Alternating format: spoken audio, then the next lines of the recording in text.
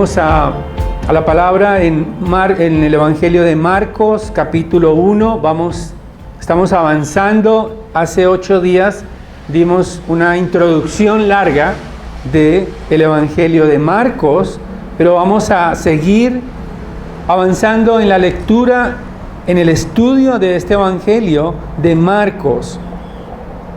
En el capítulo 1, versículos 9 al 13. Vamos a estudiar este pasaje, que también es un pasaje introductorio acerca de la llegada del rey, el rey sufriente. Dice así la palabra inspirada por Dios. Y sucedió en aquellos días que Jesús vino de Nazaret de Galilea y fue bautizado por Juan en el Jordán.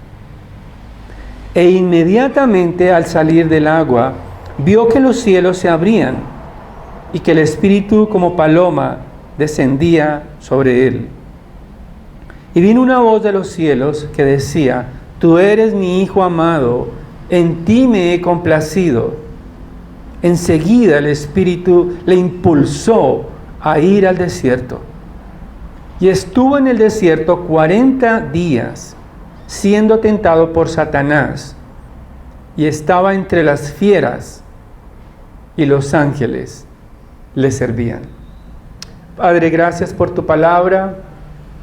Te pido que tu santa palabra produzca en nosotros consuelo, que podamos entender que el Rey de Majestad vino a este mundo a tomar nuestro lugar, no solamente como pecadores, sino también a tomar nuestro lugar en su triunfo por el pecado, contra el pecado y las tinieblas.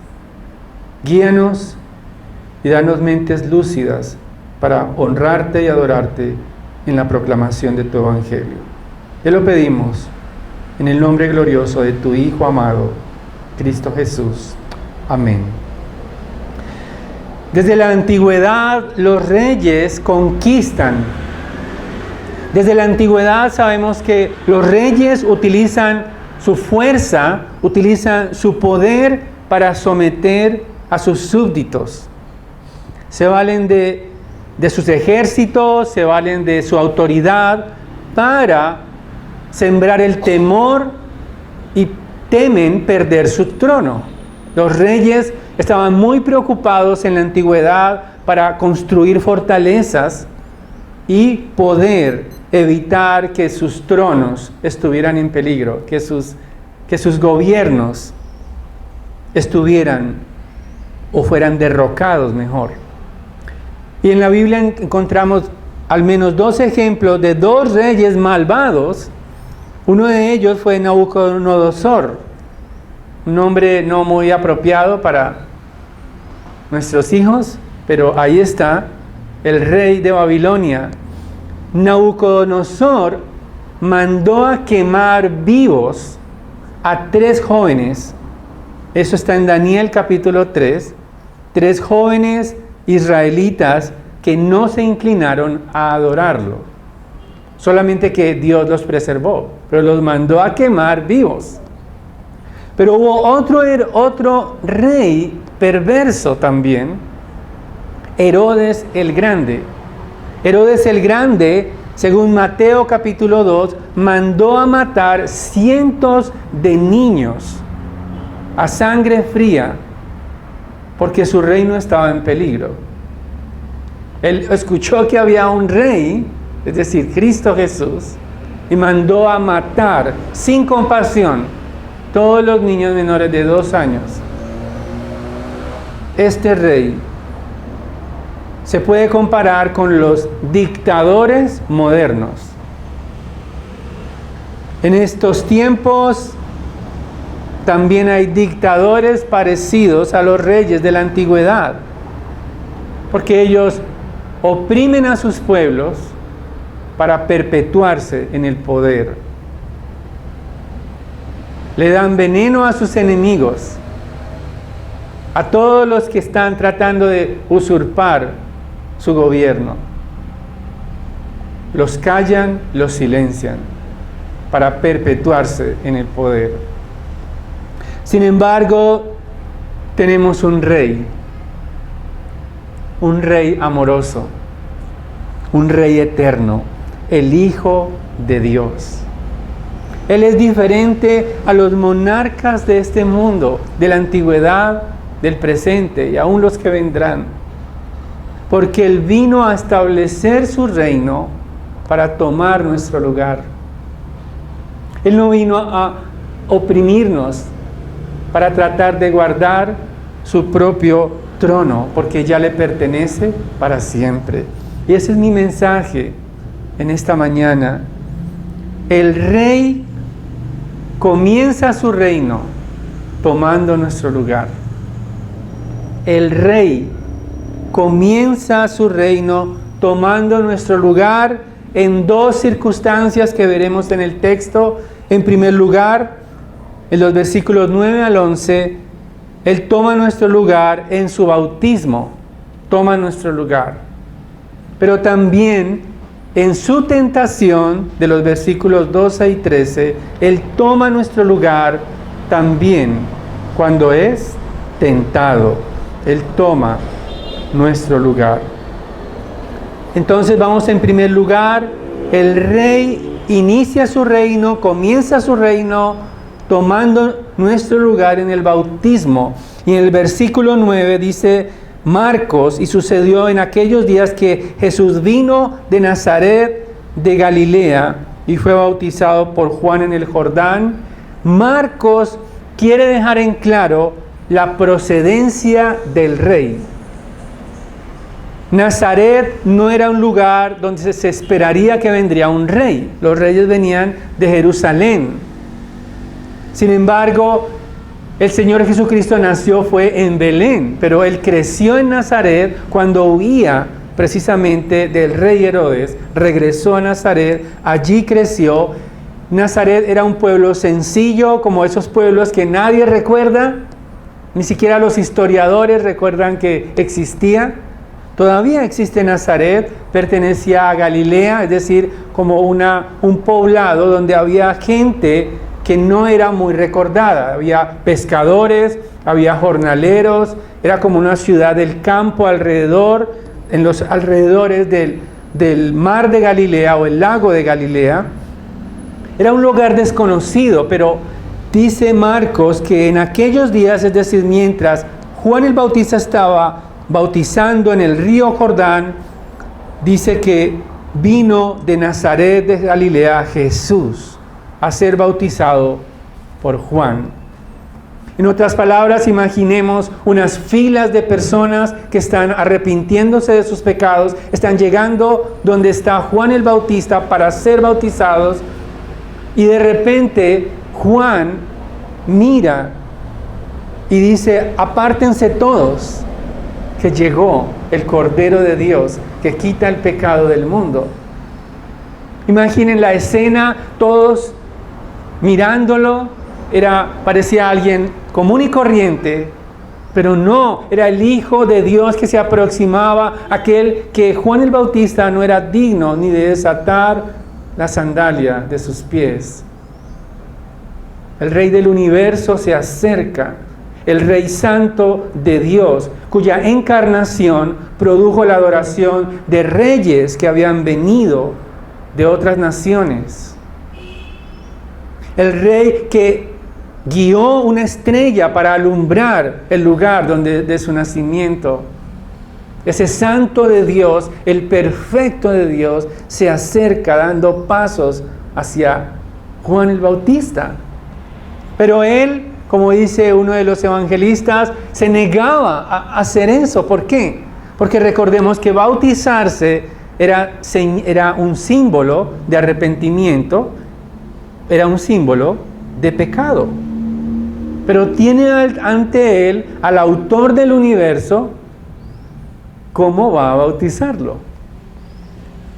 No tiene nada de qué arrepentirse el Hijo de Dios, el Santo de Dios. Sin embargo, aunque el Señor no necesitaba bautizarse porque no tenía nada de qué arrepentirse, Él es bautizado para tomar nuestro lugar. Él tenía que cumplir toda la ley por nosotros. Él hizo las veces de un pecador para cumplir la ley, para cumplir el mandato de Dios por nosotros. Y por eso en el versículo 10, Marcos dice que inmediatamente, es decir, antes de que toda esa audiencia que observaba tuviera al menos una sola razón para pensar que él era un pecador, dice que inmediatamente al salir del agua vio que los cielos se abrían y el Espíritu como paloma descendía sobre él. Es una escena totalmente gloriosa. En el idioma original, cuando nos dice que los cielos se abrían, es como si los cielos se rasgaban. Es decir, esa gloria de Dios que nosotros no podemos ver porque es inalcanzable. Esa gloria de Dios que para nosotros ni siquiera con los telescopios más modernos podemos alcanzar a ver, se rasgó el cielo y puso su mirada en un punto sobre todo este universo, sobre su Hijo Jesucristo. Y en vez de como los emperadores romanos tenían símbolos de su poder con águilas, rapaces, el Espíritu de Dios desciende como paloma. El Espíritu de Dios recuerda, así como cuando Noé envió un ave, regresó el ave mansa, el Espíritu de Dios allí descendiendo sobre él, sobre solamente uno en toda la tierra, en todo el universo. Y por primera vez, en el Nuevo Testamento, la voz de Dios resuena. No sabemos, no tenemos detalles, si fue como un trueno.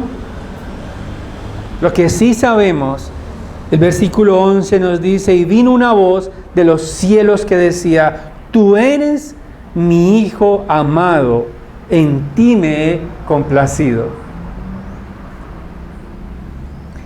Tú eres mi Hijo amado, y la palabra amado aquí en el idioma original, tenemos una traducción, pero en el idioma original es como si él dijera, tú eres mi Hijo único, tú eres mi elegido, tú eres mi ungido, tú eres el perfecto, solo en ti se complace mi alma.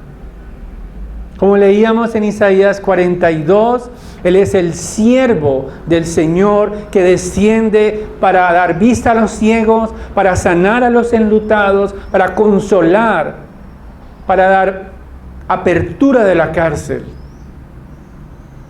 Cuando ellos vieron esa, seguramente no nos dice el texto si escuchó la voz solamente Juan el Bautista o toda la multitud. No tenemos esos detalles. Lo que sí es cierto es que estaba recordando inmediatamente lo que dice el Salmo 2. La multitud se escuchaba también y recordaba lo que dice el Salmo 2 acerca del Hijo de Dios.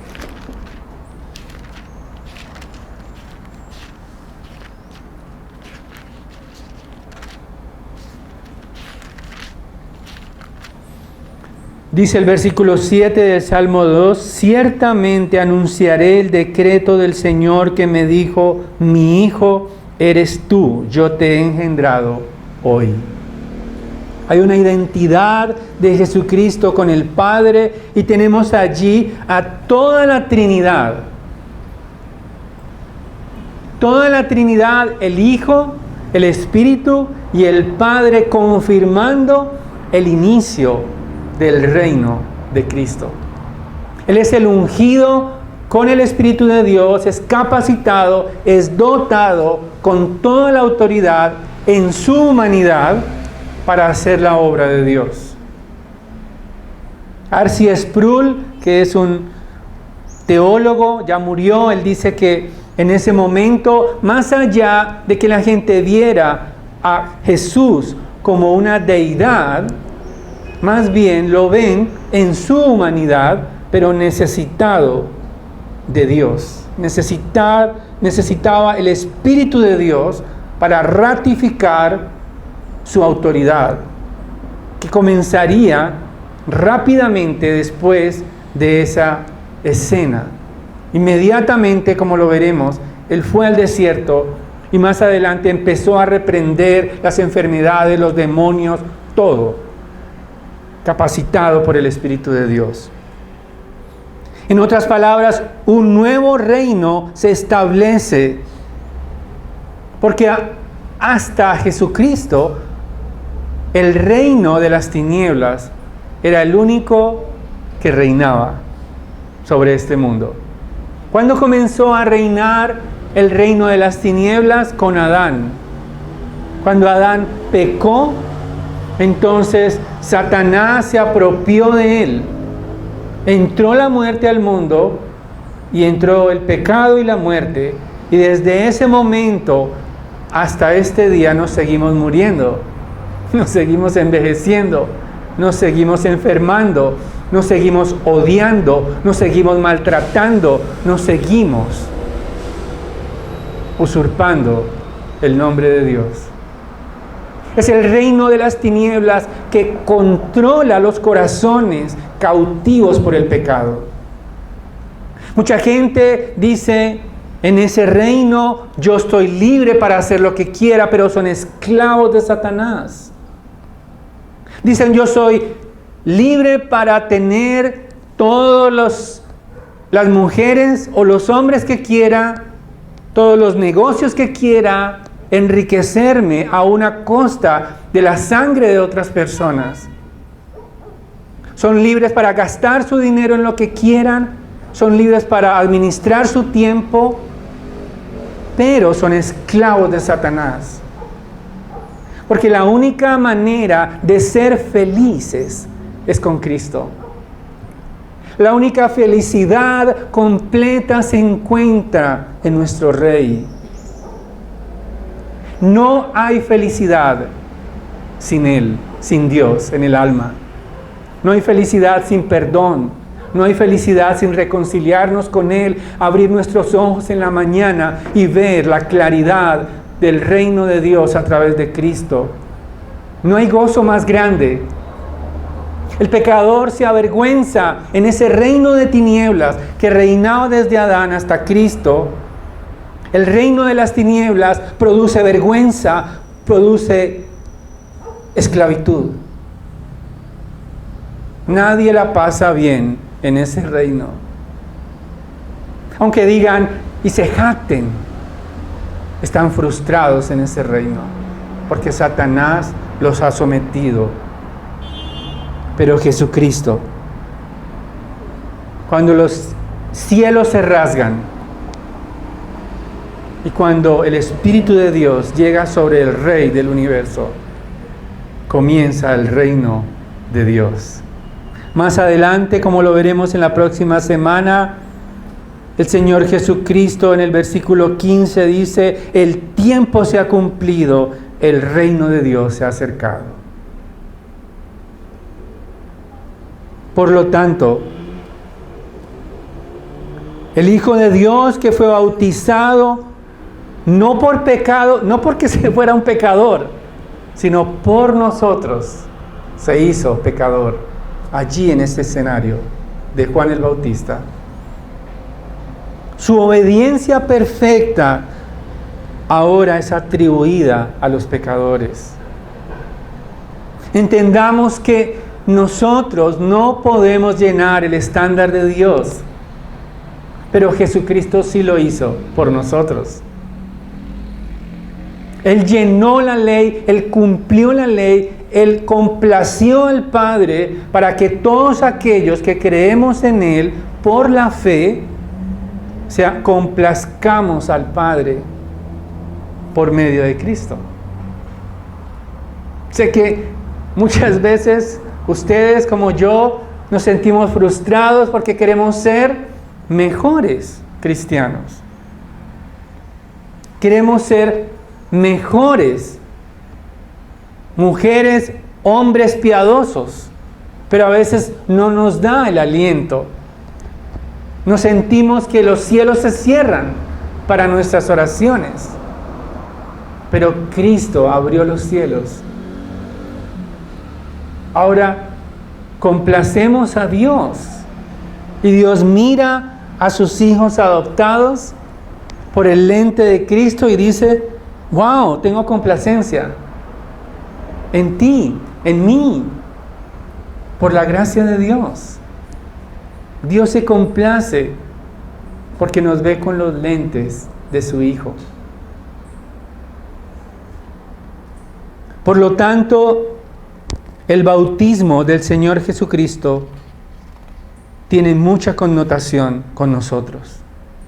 Tiene mucha relación con nosotros. Porque Él complació al Padre para que nosotros recibiéramos esa sustitución de Él por nosotros ante el Padre. Es maravilloso tener la libertad de acudir al Padre y ser aprobado por el Padre solamente por los méritos de Jesucristo. Pero en segundo lugar, también en su tentación, el Señor Jesucristo es nuestro sustituto. Dice el versículo 12, enseguida, que ese es el lenguaje de Marcos en su evangelio, él dice que prácticamente está diciendo inmediatamente, pero enseguida el Espíritu Santo impulsó a Jesús a ir al desierto. Ahora el Espíritu Santo en realidad le dio al Señor el deseo de ir al desierto. Quizás era el mismo entorno donde estaba bautizando Juan el Bautista.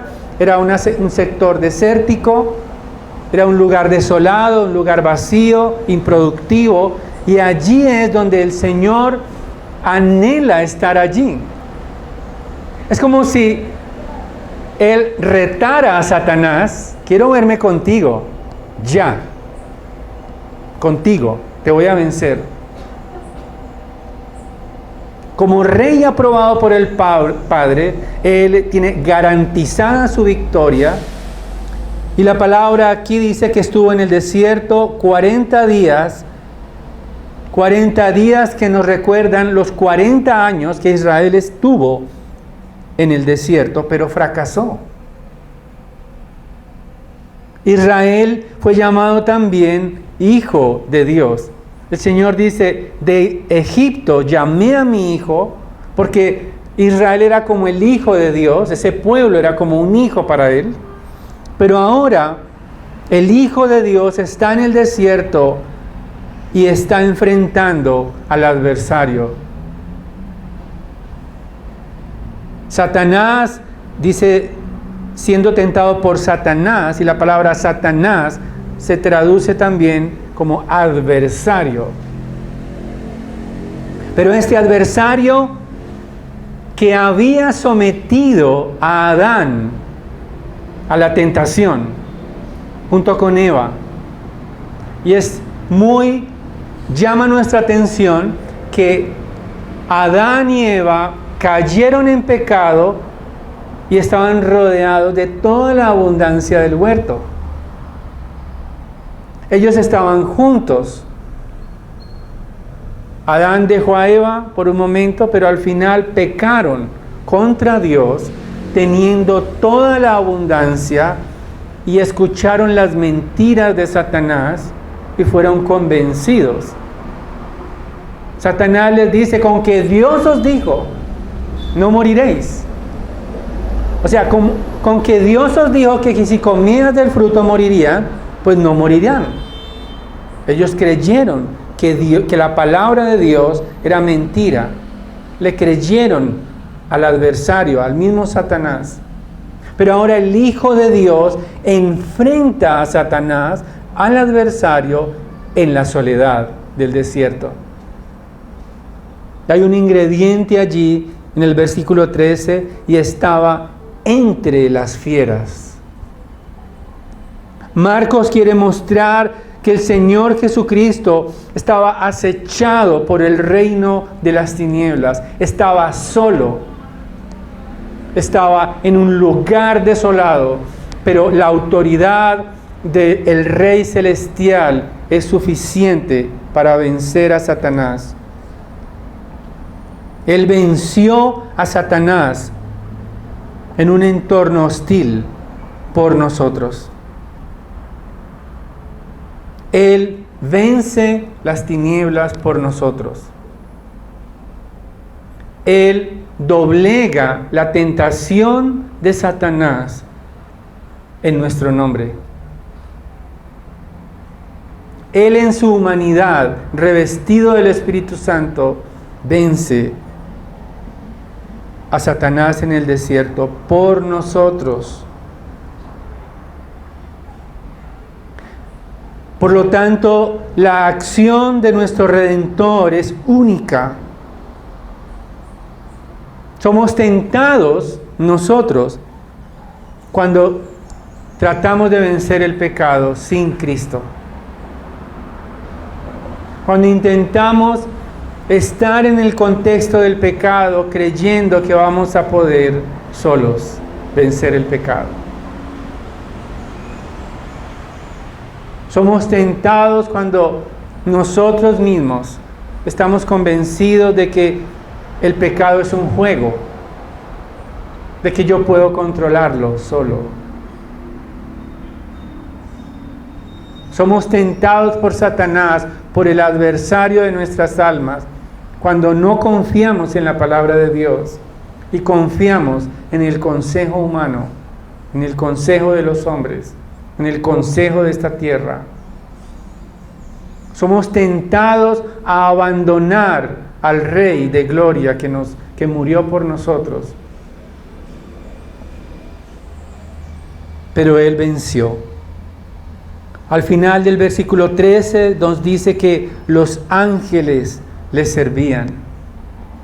Satanás, un ángel caído, fue derrotado, pero los ángeles de Dios servían al Hijo de Dios, que enfrentó la seducción del diablo y también se sometió a su autoridad. El Hijo de Dios se identificó con nosotros frente a Satanás, lo venció por nosotros para que nosotros también venzamos por medio del poder de Cristo sobre nuestras vidas. El Señor muchas veces permite que seamos tentados, pero Él dice que la palabra de Dios también dice que nos va a dar una salida juntamente con la tentación para buscar su socorro. Muchas veces tendremos que decir no antes de tratar de quedar bien en lugares de desierto y de fieras. Necesitamos a Cristo. Su Espíritu en nosotros es el sello de su autoridad.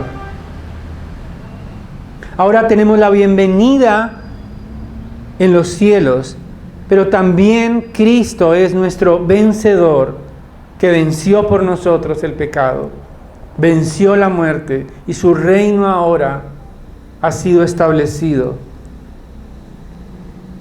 Entendamos lo que es el reino de Dios. El reino de Dios es ahora el gobierno de Dios, pero ¿quiénes están en el reino de Dios? Los que se someten a su autoridad. ¿Quiénes participan del reino de Dios? Los que siguen al Hijo de Dios como sus discípulos. Él más adelante hace una invitación a los primeros apóstoles, entre ellos Pedro. Por lo tanto, solamente aquellos que se arrepienten de sus pecados y que confiesan a Jesucristo como Señor están en el reino de Dios. solamente aquellos donde la palabra de Dios es su ley y no son ley para sí mismos, están en el reino de Dios. ¿Quiénes hacen parte del reino de Dios? Los que se arrepienten de sus pecados y confían en Jesucristo.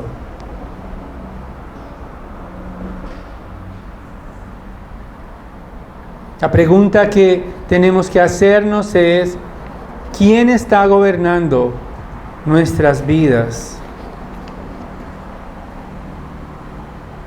No podemos estar en los dos reinos al mismo tiempo. No podemos tener un pie en el reino de las tinieblas y el otro pie en el reino de Cristo. Necesitamos definir, identificar a qué reino pertenecemos. Porque si pertenecemos a Cristo, entonces tenemos la libertad y el acceso a Él para siempre. Si pertenecemos a Cristo, Él es nuestro sustituto perfecto, no solamente al momento de creer en Él, sino toda nuestra vida. Él es nuestro sustituto. Para poder hacer su obra en nuestras vidas completa, Él tuvo que ir a la cruz, a morir por nuestros pecados. Y allí, en la cruz, tenemos que reconocerlo como Hijo de Dios, porque Él venció la muerte.